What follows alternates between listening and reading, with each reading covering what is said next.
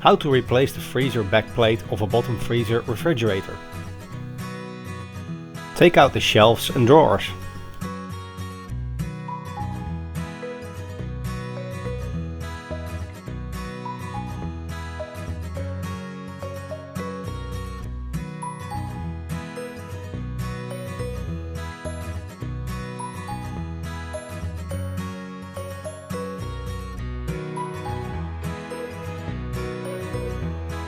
Remove the freezer backplate.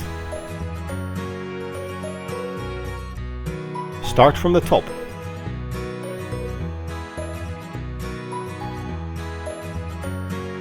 Unplug two connectors.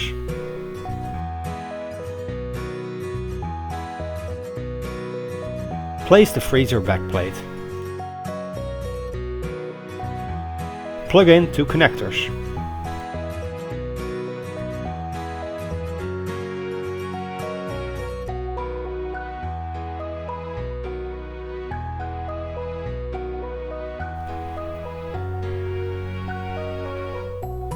Make sure the backplate is connected on all sides.